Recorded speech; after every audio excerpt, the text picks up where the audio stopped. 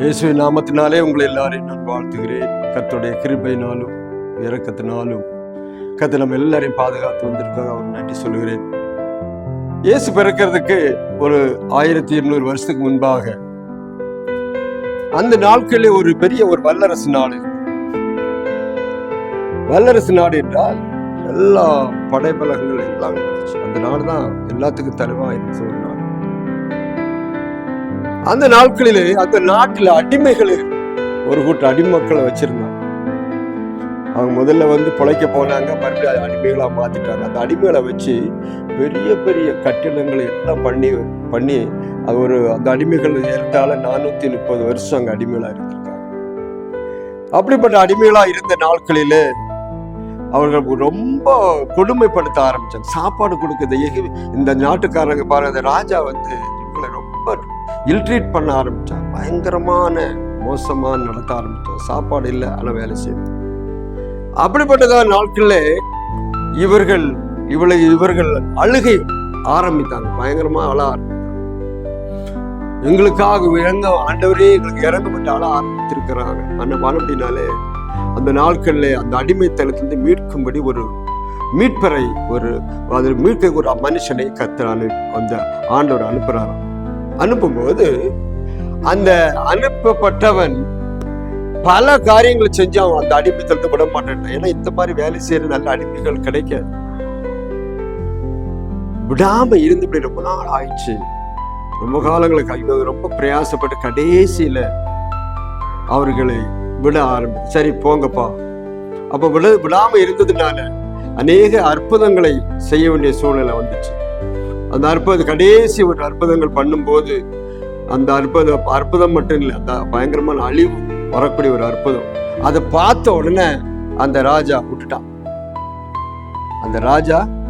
சரி நீங்க போங்கன்னு விட்டுட்டு பிறகு இவர்கள் எல்லாரும் புறப்பட்டு லட்சக்கணக்கான மக்கள் தங்கள் ஆடு மாடுகள் அவங்களுடைய எல்லா பொருட்களோட புறப்பட்டு வந்து கொண்டிருக்கிறார்கள். புறப்பட்டு வரும்போது விட்டுட்டு மறுபடியும் இவர்களை எப்படியாவது திருப்பி கொண்டு வர வேண்டும் என்று சொல்லி ஒரு 600 குதிரைகளையும் ரதங்களையும் அனுப்புகிறான். அனுப்பிட்டு எப்படியாவது மீட்டு வந்துடலான்னு பார்க்கும்போது இவர்கள் ஜனங்கள் எல்லாம் நேர போகும்போது அந்த முன்னாடி சிவப்பு சமுத்திரம் செங்கடல் என்கிற ஒரு கடல் முன்னாடி இருந்தது. எப்படி போறதுன்னு தெரியல. ஆனாலும் இது கடவுளால் ஏற்படுத்தப்பட்டபடினால அந்த கடலை 2ஆ பிரிச்சார் அந்த ஆண்டவர். பிரிச்சுட்டு இவங்க எல்லாம் கடந்து போனாங்க. போன பொழுது என்ன நடந்துச்சு? இவர்களும் உள்ள வந்தாங்க. எப்படியா இவங்களை மடக்கி கொண்டு வந்துடணும், இந்த அடிமையில விடக்கூடாதுன்னு நினைச்சு வந்த போது நடந்த விஷயம் தெரியுமா? அவர்கள் எல்லாரும் அங்க போயிட்டாங்க. இவர்கள் நடுக்கடலில் வட்டாந்தரையில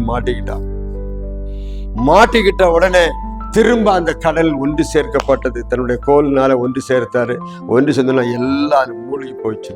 600 குதிரைகள், 600 வீரர்கள், ரதங்கள் எல்லாம் அந்த தண்ணியில அப்படியே கீழே போயிட்டாங்க. கீழே அடியில இந்த தண்ணியில மேல வர முடியாது. ஏன்னா அவ்வளவு ஆழமான கடல். அந்த கடலை 2ஆ பிரித்துதான் போயிருக்காங்க. அப்படியானால் அவர்கள் நம்பி இருந்தது ஒரு காரியம். எதை நம்பி? அந்த குதிரைனால எல்லாத்தையும் நடத்திடலாம்னு நம்பினாங்க. அது நடக்கல. அதனாலதான் வேதாகமத்துல ஒரு வசனம் இருக்குது பாருங்க. சங்கீதம் 33ஆம் அதிகாரத்துல 17ஆம் வசனம் இவ்வாறு சொல்லுது: ரட்சிக்கிறதற்கு குதிரை விருதா, அது தன் மிகுந்த வீரியத்தால் தப்புவியாது. ரட்சிக்கிறதற்கு காப்பாத்துன்னு குதிரை நம்பினாங்க, அது விருதா என்று சொல்லப்பட்டது. குதிரையை நம்பினா அது விருதா. குதிரை நல்ல பலம் உள்ளதுதான், நல்ல பயங்கரமான யுத்தத்துக்கு பெஸ்ட் தான். ஆனால் அந்த குதிரையை நம்புறது விருதா என்று சொல்லப்பட்டிருக்கு. இந்த ராஜா யார நம்பினான்னா குதிரையை நம்பினான், ரதத்தை நம்பினான்.